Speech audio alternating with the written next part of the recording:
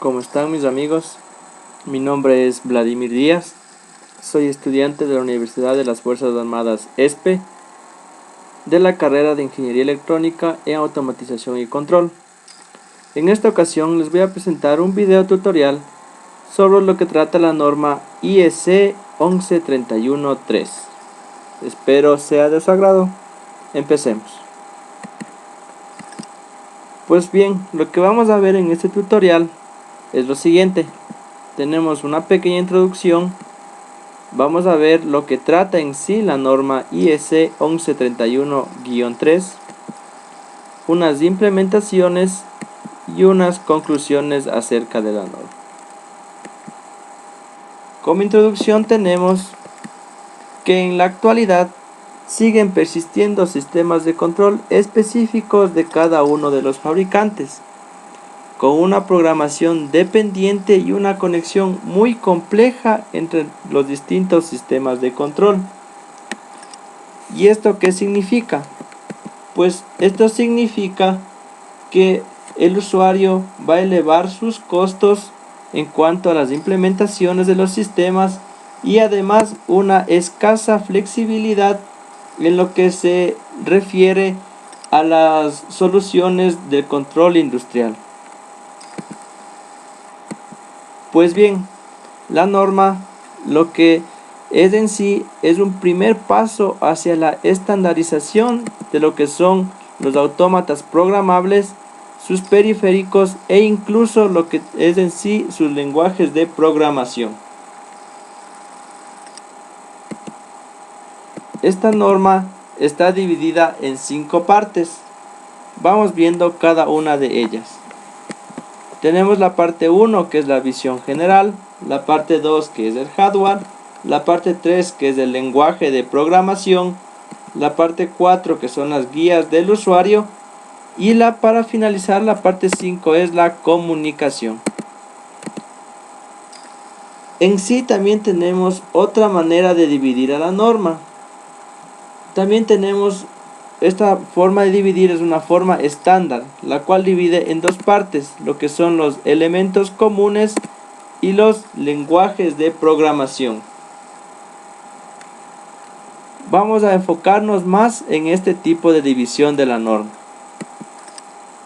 Vamos viendo lo que son los elementos comunes. Dentro de los elementos comunes nosotros tenemos lo siguiente. Tenemos los tipos de datos, las variables, tenemos la configuración de los recursos y tareas a ejecutarse, unidades de organización y los gráficos funcional secuencial o también denominados SFG. Empecemos con los tipos de datos. Dentro de los elementos comunes, pues se define lo que son en sí los tipos de datos, los cuales previenen errores en una fase inicial, como por ejemplo la división de un dato tipo fecha por un número entero. También tenemos que el usuario puede definir sus propios tipos de datos. Ese tipo de dato es conocido como tipo de dato derivado.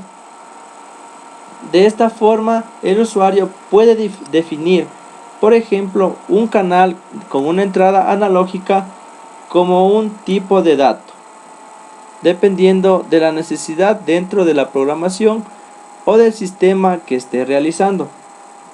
Los tipos de datos más comunes que se utilizan en sí son los siguientes.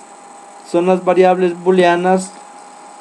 Tenemos también lo que son los números enteros, los números reales, el byte y el bit o string. Pues bien, vamos a continuar con la siguiente parte de los elementos comunes, que son las variables. Las variables son objetos que permiten identificar cuáles son los datos que van a cambiar. Por ejemplo, los datos asociados a las entradas, salidas o a la memoria del autómata programable.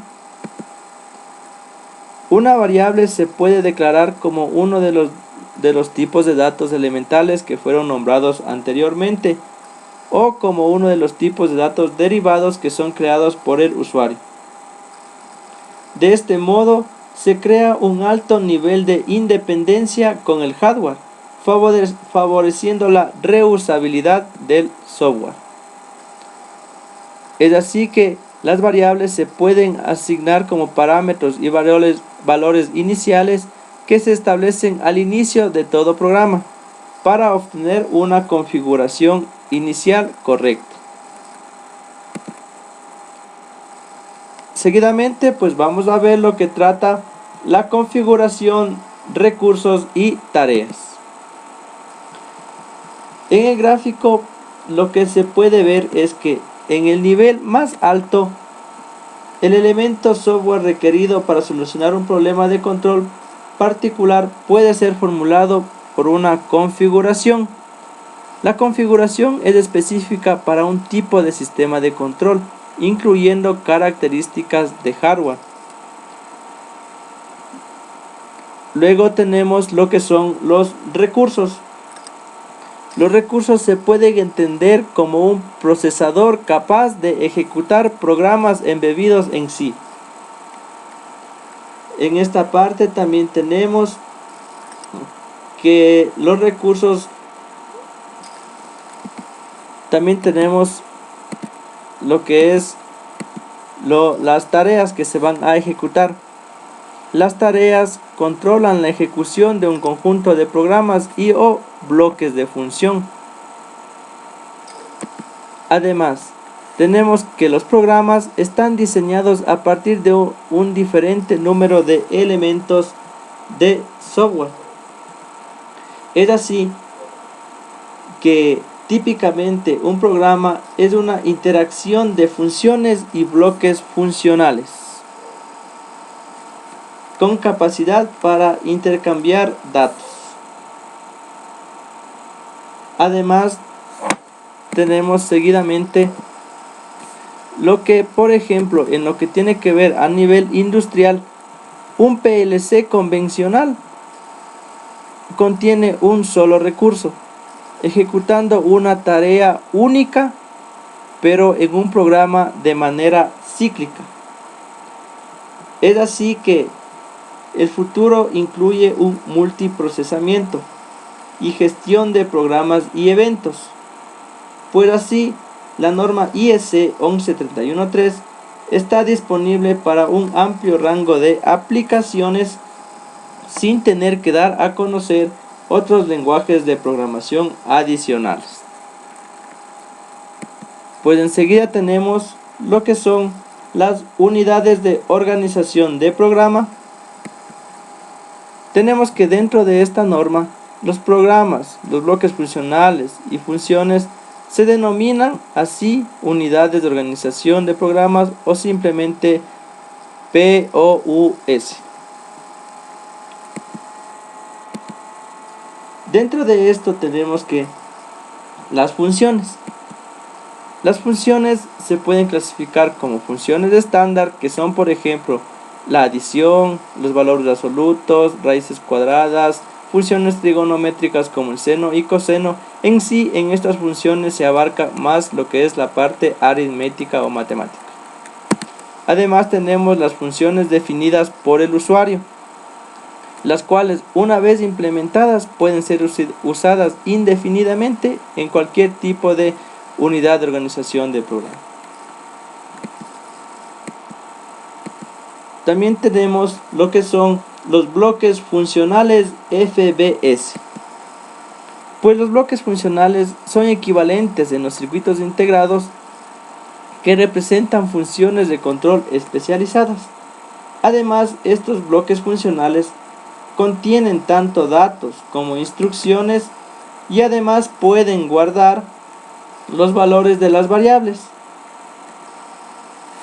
También los bloques funcionales pueden ser escritos por el usuario en alguno de los lenguajes de la norma IEC. Es así que también existen bloques funcionales biestables, detección de flancos, contadores y temporizadores. Continuemos con lo que son los bloques funcionales. También tenemos aquí una parte muy importante. Dentro de un bloque funcional es un ejemplo muy claro lo que es el bloque de control funcional PID. Por ejemplo, en un lazo de control de temperatura, PID es un excelente ejemplo de bloque funcional. Una vez definido, puede ser usado una y otra vez en el mismo programa, en diferentes programas o en distintos proyectos. Esto es lo que lo hace altamente reutilizable. Tenemos los programas. Pues los programas son un conjunto lógico de todos los elementos y construcciones del lenguaje de programación que son necesarios para el tratamiento de señal previsto que se requiere para el control de una máquina o proceso. Además, un programa puede contener, aparte de la declaración del tipo de datos, variables y su código interno, distintas instancias de funciones y bloques funcionales. También tenemos seguidamente lo que es el gráfico funcional secuencial, o también denominado SFC. ¿Qué es lo que describe esto? Pues básicamente describe el comportamiento secuencial de un programa de control. Pues aquí podemos ver un pequeño gráfico secuencial en el cual cada etapa lleva asociada un conjunto de bloques de acción. Por ejemplo, aquí en la etapa 1 tenemos el llenado, la etapa 2 el vaciado. Y a cada transición va asociada una condición de transición, que cuando se cumple causa la desactivación de la etapa anterior a la transición y la activación de la etapa siguiente. Además, los bloques de acción permiten realizar el control del proceso. Cada elemento puede ser programado en alguno de los lenguajes de la norma que se está viendo. Ahora vamos a enfocarnos lo que son los lenguajes de programación. Los lenguajes de programación pues están definidos de acuerdo a lo que son su sintaxis y semántica. Pero para esto lo que se debe hacer es una buena elección del lenguaje de programación. Y es así que se tiene que siempre tomar en cuenta los siguientes aspectos. Lo que son los conocimientos del programador, el problema que se va a tratar, el nivel de descripción del proceso general, la estructura del sistema de control y la coordinación con personas o departamentos que van a manipular el mismo. Es así que los lenguajes de programación se dividen en dos tipos, en lo que son lenguaje de programación literal. Dentro de esto tenemos la lista de instrucciones y el texto estructurado. El otro tipo en este tipo de programación tenemos lo que son la lista de instrucciones, que básicamente es un modelo basado en lenguaje ensamblador, el cual es de procedencia alemana. Podemos ver aquí una pequeña lista de instrucciones en la cual se aplica este tipo de lenguaje. Además tenemos lo que es el texto estructurado. Este texto estructurado es un lenguaje de alto nivel que básicamente originalmente toma varios recursos de lo que es el lenguaje de Ada, Pascal y C. Además, este lenguaje nos puede servir para lo que es codificar expresiones muy complejas. Aquí podemos ver una expresión lógica en la cual se está aplicando este tipo de lenguaje, en la cual tenemos una combinación de lo que son funciones lógicas en base a compuertas AND y NOT para obtener una variable deseada. El otro tipo de clasificación es el lenguaje de programación gráfico. Aquí tenemos lo que son el diagrama de contactos y lo que es el diagrama de bloques funcionales. Vamos a ver qué dice cada uno de ellos. El diagrama de contactos básicamente está basado en lo que es una expresión gráfica y lógica de relés. Aquí podemos observar el relé normalmente abierto, normalmente cerrado, los cuales al manipular o accionar pues van a encender o apagar una bobina.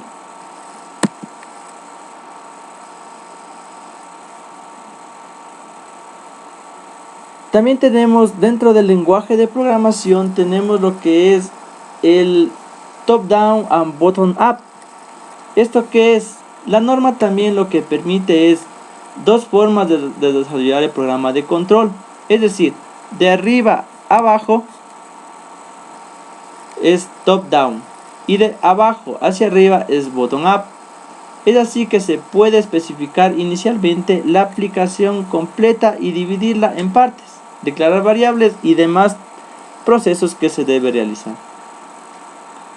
También se puede comenzar la programación desde abajo, por ejemplo, por medio de funciones y bloques funcionales. Además, esto invoca a que la norma IEC ayudará durante todo el proceso. Dentro de lo que son las implementaciones, tenemos lo que son, por ejemplo, cumplir todos los requerimientos de la norma IEC 11.31.3. Es así que no es fácil. Por eso se permite implementaciones parciales en varios aspectos. Esto hace referencia al número de lenguajes que soportan las herramientas y desarrollos disponibles y al número de funciones y bloques funcionales. Con esto se deja libertad del suministrador, pero el usuario debe tener cuidado durante el proceso de selección de una herramienta adecuada. También tenemos que muchos entornos de programación IEC actuales ofrecen aquello que se espera a nivel de interfase de usuario. Por ejemplo, lo que es el uso del ratón, menús desplegables, gráficas, múltiples ventanas, ayudas en línea, etc. Además, aquí debe hacerse notar que estos detalles no están especificados en la norma, por lo que es una de las partes donde los proveedores pueden diferenciarse. Como unas pequeñas conclusiones, tenemos que las implicaciones técnicas de la norma son altas, dejando bastante espacio para el crecimiento y diferenciación.